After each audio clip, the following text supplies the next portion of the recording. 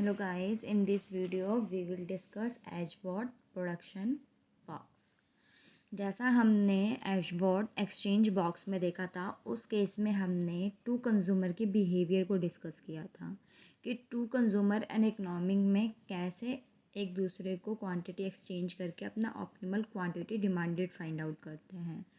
इस वीडियो में हम सिर्फ प्रोडक्शन के बारे में बात करेंगे, यानी दो प्रोड्यूसर के बारे में बात करेंगे। हम ये मान के चल रहे हैं कि in an economy there are only two producer. तो देखो एशबॉट प्रोडक्शन बॉक्स, तो इसमें है परेटो सुपीरियर एलोकेशन। तो Pareto superior allocation exist in the common area above each firm's current isoquant, means common area above each firm's current isoquant. तो देखो ये firm G है, उसका आइसोक्वांट है, तो उनका एरिया ये वाला है सारा ऊपर का, और फर्म जो एच है उनका ये आइसोक्वांट है, तो उनका जो एरिया है वो सारा ये है। ये समझ में आता है, ये सारा एरिया। तो इन्होंने क्या बोला, कॉमन, तो कॉमन तो ये वाला एरिया हो गया। तो ये हमारा क्या है, पी एस, यानी परेटो सुपीरियर। परेटो सुपीरियर क्या होता है, टू प्रोड्यूसर के जो आइसोक्वांट का कॉमन एरिया होता है उसी को पी एस बोलते हैं, परेटो सुपीरियर। यहाँ तक बात समझ में आती है। अब देखो आइसोक्वांट ये, एक आइसोक्वांट ये यहाँ पर ये कट कर रहा है, ये इनिशियली इंडोमेंट है। क्या है, initially endowment of labour and capital. अब हमने पढ़ना है तो ये चीज़ समझ में आती है। मैंने यहाँ पर लिया फर्म एल का लेबर, फर्म जी है उसका एफ एल यानी labour, quantity of labour of firm G, and quantity of capital of firm G. और यहाँ पर फर्म एच के लिए एक्स एक्सिस है और ये वाई एक्सिस है। तो एक्स एक्सिस पे मैंने लिख लिया एफ एल यानी लेबर यूनिट ले लिया फर्म एच का, और यहाँ पर मैंने कैपिटल ले लिया फर्म एच का। तो ये डायग्राम समझ में आता है क्योंकि एग्जैक्ट ऐसा डायग्राम मैंने कंज्यूमर बिहेवियर में भी टीच किया हुआ है। अब देखो नेक्स्ट जो टॉपिक है वो है हमारा कॉन्ट्रैक्ट कर्व। तो कॉन्ट्रैक्ट कर्व क्या होता है, connect all isoquant tangency along with. अब देखो इसने क्या बोला, connect all the isoquant tangency. दो आइसोक्वांट टेंजेंसी का मतलब है दो आइसोक्वांट एक दूसरे को टच कर रहे हैं। तो जहाँ दो कर्व एक दूसरे को टच करते हैं उस टचिंग पॉइंट पे, मीन्स उस टेंजेंसी पॉइंट पे दोनों कर्व का स्लोप क्या होता है, इक्वल। अब आइसोक्वांट का स्लोप क्या होता है, एम आर टी एस, और एम आर टी एस क्या होता है, रेशियो ऑफ मार्जिनल प्रोडक्ट। तो जो हमारा फर्म जी है उसका आइसोक्वांट का स्लोप, एंड जो फर्म हमारा क्या है, एच है, उसके फर्म का आइसोक्वांट, उस फर्म के आइसोक्वांट का स्लोप क्या होगा, सेम होगा। तो दोनों फर्म्स का ये सेम। तो दोबारा देख लो, connect all the isoquant tangency along with, अगर दो आइसोक्वांट एक दूसरे के टेंजेंसीज है तो वहाँ पर उसका एम आर टी एस क्या होगा, इक्वल होगा। तो देखो आइसोक्वांट देखते हैं। देखो ये डायग्राम है, ये लेबर यूनिट फॉर्म जी का, ये कैपिटल यूनिट फॉर्म जी का। इधर एक्स एक्सिस देखें तो ये लेबर यूनिट फॉर्म एच और कैपिटल यूनिट फॉर्म एच। ये मेरा आइसोक्वांट है, किसका, फॉर्म जी का। ठीक है, अब फॉर्म उधर का एच से बनाते हैं आइसोक्वांट। तो फर्स्ट आइसोक्वांट ये रहा, सेकेंड आइसोक्वांट ये रहा, एंड थर्ड आइसोक्वांट ये। ठीक है, तो ये पॉइंट दिख रहा है, ये टेंजेंसी पॉइंट जो एक दूसरे को टच कर रहा है। अगर ये पॉइंट ए है, पॉइंट बी, और दिस इज पॉइंट सी, ये पॉइंट दिख रहा है, point A, point B, point C, ये टेंजेंसी पॉइंट है। अगर इसी टेंजेंसी पॉइंट को मैं मिला दूँ तो this is our contract curve. तो ये हमारा क्या होगा, कॉन्ट्रैक्ट कर्व होगा। ये लाइन दिख रही है, ये वाली लाइन, तो ये लाइन किसको ज्वाइन कर रही है, टेंजेंसी ऑफ टू आइसोक्वांट। तो ये जो मेरा पॉइंट है टेंजेंसी को जो कनेक्ट कर रहा है, ये मेरा कहलाएगा आइसोक्वांट कर्व। तो यहाँ तक समझ में आ गया। आइसोक्वांट कर्व क्या है, connects all the isoquant tangency. और इस पॉइंट पे point A, point B and point C पे हमारा MRTS of firm G and firm H must be equal. तो यहाँ तक बात समझ में आती है कि हमारा कॉन्ट्रैक्ट कर्व क्या है। अब देखो यहाँ पर ईच फर्म क्या करेगी, अपना प्रोडक्शन मैक्सिमाइज़ करेगी। तो प्रोडक्शन तभी मैक्सिमाइज़ करेगी ना जब उसके पास लेबर एंड कैपिटल गिवन हो। तो जब लेबर एंड कैपिटल गिवन हो तो मैंने एक चीज़ कराई थी, आइसो कॉस्ट बजट, यानी आइसो कॉस्ट लाइन, जो बताता है कि मार्केट में अगर लेबर एंड कैपिटल हायर करना है तो उसके लिए हमारे पास कितना अवेलेबल बजट है, ये चीज़ शो करता है। तो देखो each firm like M maximizes production, that is production किसका, फर्म एम का। ठीक है, तो ये प्रोडक्शन कब कर पाएगी, जब subject to a budget constraint. अब देखो एक प्रोड्यूसर भी तो अपना प्रोडक्शन मैक्सिमाइज तभी करेंगे ना जब उनके पास लेबर एंड कैपिटल खरीदने के लिए बजट हो। और ये बजट हम किससे डिटरमाइन करेंगे, budget concentrate determined by the endowment. हम ये मान के चलेंगे कि एक प्रोड्यूसर के पास पहले से ही कितना इंडोमेंट, और इंडोमेंट को हम ई से डिनोट करते हैं। जैसा कंज्यूमर बिहेवियर पढ़ा है सेम हमें वैसे प्रोड्यूसर बिहेवियर पढ़ना है। बस ये है कि कंज्यूमर अपना यूटिलिटी मैक्सिमाइज करता है और प्रोड्यूसर अपना प्रोडक्शन मैक्सिमाइज करता है। तो देखो फर्म का equilibrium, firm's equilibrium is when the, firm का इक्विलिब्रियम कहाँ होता है, जहाँ MRTS दिख रहा है, for some firm equals the factor price. मैंने बताया था ना कि जो हमारा MRTS है वो उसका स्लोप किसके इक्वल टू होना चाहिए, slope of iso cost line. ऐसा कुछ बताया था मैंने, उस आइसो कॉस्ट लाइन को हमने फर्म का बजट कंस्ट्रेंट बोल दिया। तो देखो इसका फॉर्मूला क्या था, marginal product ratio of marginal product, और इसका रेशो क्या था, W/R। तो ये हमारी फर्म की इक्विलिब्रियम कंडीशन है एक फर्म की। तो यहाँ तक बात समझ में आता है। तो इसको मैं पार्शियल इक्विलिब्रियम बोल सकती हूँ क्योंकि मैं किसी एक इंडिविजुअल फर्म की बात कर रही हूँ। पार्शियल इक्विलिब्रियम कहाँ होगा, एक फर्म का जहाँ उसका मार्जिनल प्रोडक्ट का रेशो उसके प्रोडक्ट प्राइस के रेशो के इक्वल होगा। तो यहाँ तक बात समझ में आती है, एक बार देख लो। अब हम बात करते हैं कि जनरल इक्विलिब्रियम में क्या होगा, मीन्स सारे प्रोड्यूसर का इक्विलिब्रियम कैसे शो करेंगे। तो देखो जनरल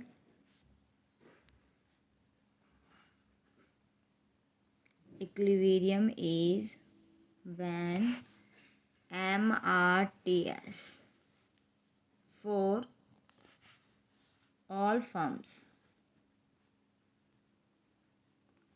जैसे मैंने दो ही माना है firm, GNH equals the factor price. ये फैक्टर यहाँ पर दो है, फैक्टर प्राइस रेशो। मीन्स अगर दो फर्म है तो एक फर्म का marginal product of labour and marginal product of capital G firm equals to क्या होना चाहिए, marginal product of labour marginal product of capital H firm का, क्योंकि ये दो का टेंडेंसी है। अब वो tendency equals to budget line भी तो गिवन होना चाहिए, तो W/R। This is the case of general equilibrium for two producer. ये जी यहाँ आएगा, ये एच इसका है। यहाँ तक बात समझ में आती है। तो दिस इज द, अब देखो अगर यहाँ पर डिफरेंस आए इन दोनों, अगर ये दोनों इक्वल नहीं है, ये दोनों में डिफरेंस हो, मीन्स ये ग्रेटर देन है या ये ग्रेटर देन है, तो हमें जनरल इक्विलिब्रियम में आने के लिए क्या करना पड़ेगा, हमें वेज फैक्टर प्राइस रेशो में चेंज करना पड़ेगा। हम फैक्टर प्राइस रेशो में चेंज करेंगे तभी हम इनमें चेंज करके क्या कर सकते हैं, उसके इक्वल्स टू लेकर आ सकते हैं। तो यहाँ तक बात समझ में आती है? ठीक है। तो मैं याद है मैंने कंज्यूमर बिहेवियर में बताया था कि हमारी जो टोटल डिमांडेड होती है वो इक्वल्स टू हमारा इंडोमेंट होता है। मीन्स जितना हमारा डिमांड है रिसोर्सेज के लिए इक्वल्स टू जितना इंडोमेंट अवेलेबल है वो। तो देखो यहाँ पर विद द ईच फॉर्म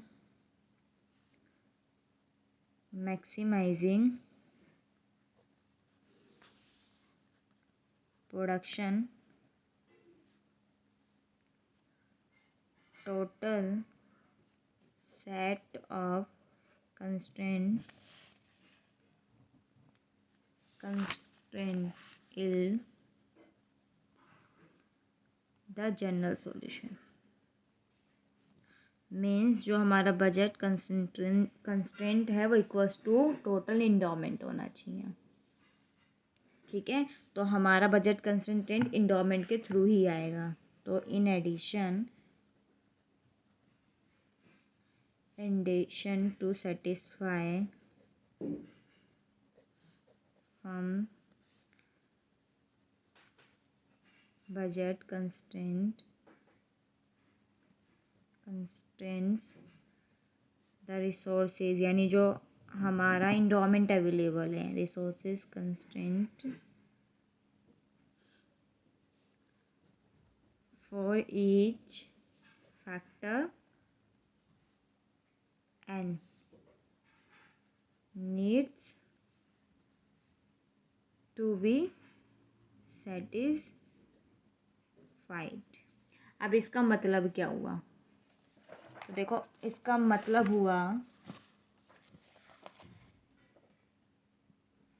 तो इसका मतलब हुआ हमारा कि जो हमारा फर्म है, लेट सपोज फर्म एम है, तो फर्म एम का जितना भी क्वांटिटी वो मीन्स जितना भी वो फैक्टर डिमांड कर रहा है इक्वल्स टू होना चाहिए उसके पास इंडोमेंट जो अवेलेबल है फर्म एम, और उसका जो इंडोमेंट अवेलेबल है एन फैक्टर के। Means suppose there are N factors, तो जो फर्म एम है वो फर्म एम ने जितनी भी डिमांड करी फैक्टर एन की वो इक्वल्स टू किसकी होना चाहिए, समेशन ऑफ जितनी भी उसके पास इंडोमेंट अवेलेबल है एन फैक्टर की, ये दोनों इक्वल्स होने चाहिए in case of one producer, यानी वन फर्म के केस में। यहाँ तक बात समझ में आती है? और अगर हम टू फर्म की बात करें, मीन्स टू फर्म्स की बात करें, ठीक है, तो यहाँ पर टू फर्म्स की बात करेंगे, यानी फर्म्स हमारा जी एंड एच है। तो इन दिस केस यहाँ पर जो मेरा फर्म जी, मान लो लेबर की जो डिमांड है, और फर्म एच जो लेबर की डिमांड कर रहा है, एक बार दोबारा देख लो, फर्म जी जो लेबर की डिमांड कर रहा है एंड फर्म एच जो लेबर की डिमांड कर रहा है equals to endowment of labour available with firm G and endowment available with firm H के इक्वल होना चाहिए। वही जैसा मैंने वो कंज्यूमर बिहेवियर में पढ़ाया था, डिमांडेड इक्वल्स टू सप्लाई, यानी मार्केट क्लियर, तो इक्वल्स टू सेम। अगर मैंने कैपिटल बोल दिया तो जो डिमांड कर रहा है फर्म जी कैपिटल के, फर्म एच डिमांड कर रहा है कैपिटल, वो इंडोमेंट के इक्वल होना चाहिए। ये फर्म मेरा जी और ये फर्म मेरा एच। यहाँ तक बात समझ में आती है?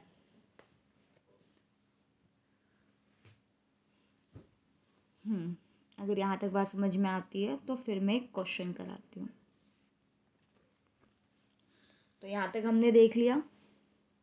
Okay, let's start an numerical. एक न्यूमेरिकल देखते हैं, न्यूमेरिकल देखते हैं हम इसका फर्म का, यानी फर्म अपना मैक्सिमम क्वांटिटी प्रोड्यूस कहाँ करेगा। तो देखो अभी हम एक एग्जांपल लेकर चलते हैं। तो टेक एन एग्जांपल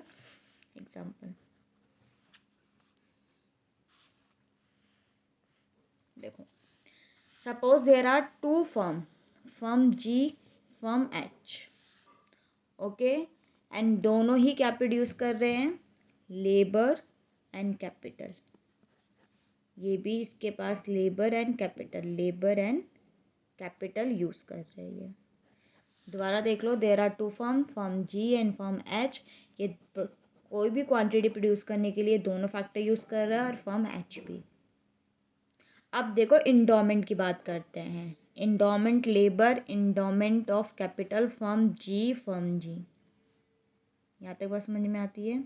या फिर फर्म एच करते हैं, एच किसकी, लेबर की। और यहाँ पर capital endowment for G firm and capital endowment for H firm. यहाँ तक बात समझ में आती है। तो अब मान के चलते हैं firm G has an endowment of 10 for labour and 50 for capital endowment, while H firm has endowment of 20 of labour and 40 for capital. ये मेरी इंडोमेंट है दोनों फर्म की। तो यहाँ तक बात समझ में आ गई। अब देखो, जो मेरा क्वांटिटी फंक्शन है जी का, वो है जी एन एफ के जी फर्म की स्क्वायर। यहाँ तक बात समझ में आती है।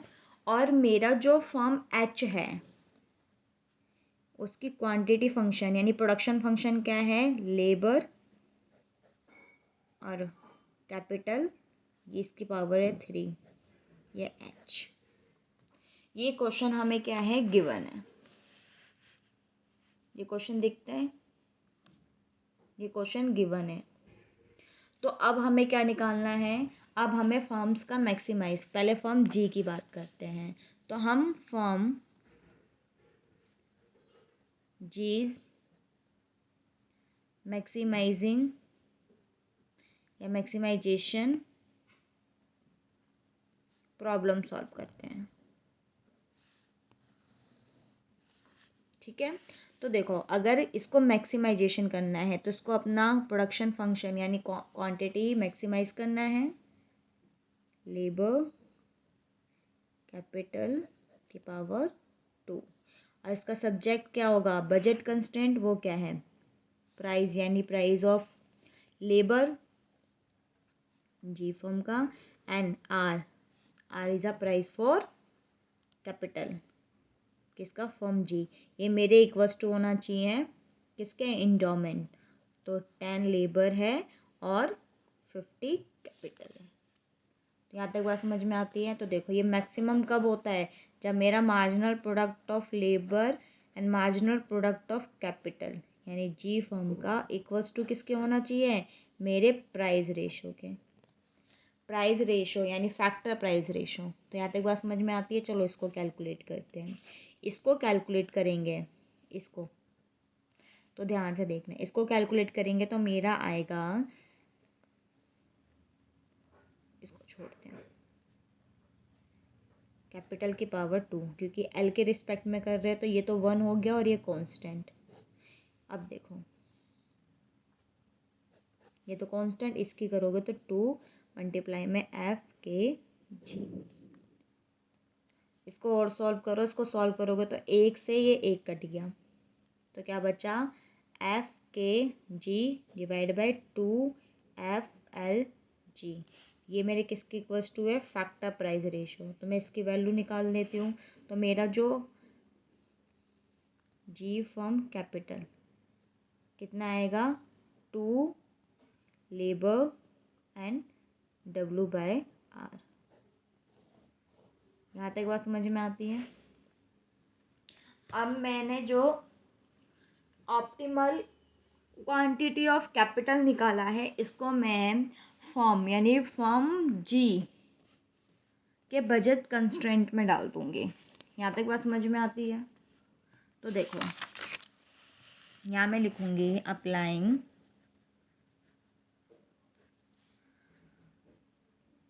from G's optimality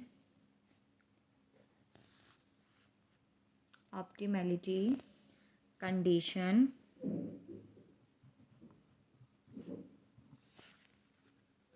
to budget constraint। तो उसका क्या था, W लेबर प्लस में कैपिटल किसका, फर्म जी का, और उनकी इंडोमेंट कितनी थी, 10 प्लस का 15 ये थी। अब हम मुझे किसकी वैल्यू डालनी है, इसकी वैल्यू डालनी है। तो ये WFL फर्म जी का, और देखो ये R एज इट इज़, इसकी वैल्यू क्या थी, इसकी वैल्यू थी 2 लेबर और W/R, ऐसा कुछ, ठीक है। ये W10 प्लस में R 50, तो बच्चे देखो R से R कट गया, तो यहाँ मेरा क्या बचा, WFLG प्लस में 2FLGW equals to W10 plus का R 50। इसको और सॉल्व करो, तो ये सॉल्व करोगे तो ये मेरा 3W लेबर आ गया फर्म जी का, और ये आ गया W10 प्लस में R 50। अब मैं यहाँ से किसकी वैल्यू निकालूंगी, FL यानी क्वांटिटी ऑफ लेबर की। तो ये आंसर क्या आएगा, 10/3 प्लस का 50/3 R/W। तो ये मेरा ऑप्टिमल क्वांटिटी आ गया किसका, लेबर फर्म जी का। ऐसे अब हम फर्म एच का अप्लाई करते हैं। तो देखो फर्म एच मैक्सिमाइजेशन प्रॉब्लम, यहाँ तक बात समझ में आती है। वो क्या होगा, मैक्सिमम क्वांटिटी ऑफ एच, और इसका प्रोडक्शन फंक्शन देखो यहाँ पर मैंने अभी लिखा था, ये रहा प्रोडक्शन फंक्शन। इसका प्रोडक्शन फंक्शन क्या है, FL का 3 एंड FK का ये, और ये सब्जेक्ट टू क्या होना चाहिए, बजट कंस्ट्रेंट, यानी WFLH फर्म का and RFKH firm equals to, इसकी इंडोमेंट कितनी थी, 20 एंड 40, 20 और R कितना, 40। यहाँ तक बात समझ में आती है। अब देखो यहाँ पर हमें निकालना है marginal product of labour and marginal product of capital, किसका, फर्म एच एंड एच का। वो किसके इक्वल होना चाहिए, W फैक्टर प्राइस रेशो के। इसको सॉल्व करोगे, देखो इसको सॉल्व करोगे तो ये आएगा 3FLH फर्म एंड की power 2 and FKH divide by आपका आएगा, अगर हम इसका करेंगे तो ये एज इट इज़ रहेगा। देखो 2 पावर से 2 पावर गई, ये क्या आ गया, 3FK एंड FLH, ये किसके बराबर है, W/R। हम किसकी वैल्यू निकालते हैं, इसकी वैल्यू निकालते हैं। तो जो हमारा FKH आएगा वो आएगा FL ये W/R डिवाइड बाय 3। यहाँ तक बात समझ में आती है। अब हम इस ऑप्टिमल की वैल्यू किस में डाल देते हैं, फर्म एच के बजट कंस्ट्रेंट में डाल देते हैं। तो देखो यहाँ पर आप लिखोगे applying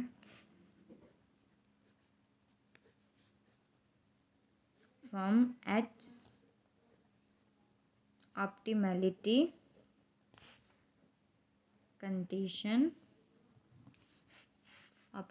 condition to the budget constraint yield. तो वो क्या है, बजट कंस्ट्रेंट ये है एच फर्म और इसका इंडोमेंट कितना था, 20 एंड 40। चलो इसकी वैल्यू पुट करते हैं, तो आ गया WFLH प्लस में R, इसकी वैल्यू क्या थी हमारी, FLH/3 एंड W/R ये थी, इक्वल्स टू W20 प्लस का R40, R से R कट गया। तो देखो यहाँ पर क्या आया, WFLH प्लस का FLH 3 W आएगा बस। W20 इसका एलसीएम लो, ये एलसीएम लो, तो ये सॉल्व करके आएगा 4/3 FLH एंड ये W। तो W20 प्लस में R40 यहाँ सॉल्व करोगे तो जो मेरा क्वांटिटी ऑफ लेबर आएगा वो आएगा 15 प्लस का 30 R/W। तो यहाँ तक बात समझ में आती है। तो मैंने optimal quantity of labour for firm G and optimal quantity of capital for firm G in terms of factor price ratio में निकाल दिया। ऐसे मैंने फॉर्म H के लिए optimal quantity of labour and optimal quantity of capital की value निकाली, but in terms of किसके फॉर्म में, फैक्टर प्राइस रेशो के फॉर्म में। तो अगर मैं रिसोर्सेज कंस्ट्रेंट का फॉर फैक्टर लगा दूँ तो उस केस में मैं किसकी वैल्यू निकाल लूँगी, फैक्टर प्राइस रेशो की वैल्यू निकाल लूँगी। ठीक है, देखते हैं। तो मैंने क्या बोला, अगर मैं अप्लाइंग करती हूँ किसको, अप्लाइंग द रिसोर्स कंस्ट्रेंट को फॉर फैक्टर, मान लो सिर्फ मैं लेबर, इसका क्या मतलब है, इसका मतलब है कि मेरे पास टोटल लेबर की क्या डिमांड है और मेरी इंडोमेंट लेबर की क्या है। यहाँ तक बात समझ में आती है।